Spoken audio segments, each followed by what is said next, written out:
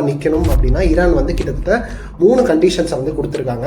அதில் முதல் condition Iranian president அவர்கள் என்ன சொல்லியிருக்காங்கன்னா, இந்த லெஜிட்டிமேட் ரைட்ஸை வந்து ஈரான்ட்டு பறிக்கக்கூடாது, நீங்கள் அதை வந்து ஒத்துக்கணும் அப்படின்ற மாதிரி சொல்லியிருக்காரு.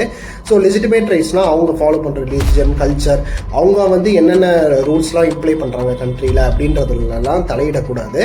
அண்ட் ரெண்டாவது விஷயம் வந்து பார்த்தீங்கன்னா, நீங்கள் வந்து தக்க காம்பன்சேஷன் வந்து தரணும். அதாவது இது வரைக்கும் எங்களை அடித்தவங்க எல்லாருமே வந்து பார்த்தீங்கன்னா என்னென்ன லாஸஸ் வந்து நாங்கள் இன்கர் பண்ணமோ அதுக்கான காம்பன்சேஷன் பியூராக வந்து அவங்க தான் பே பண்ணணும் அப்படின்ற மாதிரி சொல்கிறாங்க. மூணாவது விஷயம் வந்து பார்த்தீங்கன்னா ரொம்பவே முக்கியமான விஷயம்.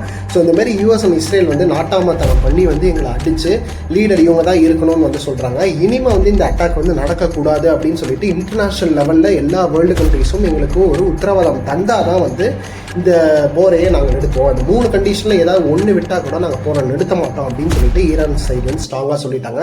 ஸோ நம்மளுக்கு ஆயில் கிடைச்சிருச்சு அப்படின்றதுக்காக பிரச்சனை முடிஞ்சிருச்சுன்னு அர்த்தம் இல்லை. ஸோ இன்னும் பிரச்சனை ஓடிட்டு தான் இருக்கு. ஸோ நிற்காதீங்க. ஸோ மக்கள் வந்து கொத்தா சாவறாங்க. ஸோ சீக்கிரம் அந்த வார் முடியணுன்றதை நம்ம எல்லாரும் பிரார்த்தனை பண்ணிக்கிட்டு, ஸோ ஸ்டே டியூன். இந்த மாதிரி நிறைய இன்ஃபர்மேட்டிவ் ஷார்ட்ஸ்க்கு நம்ம சேனலை கண்டிப்பாக ஃபாலோ பண்ணுங்க. So stay tune. பாய்.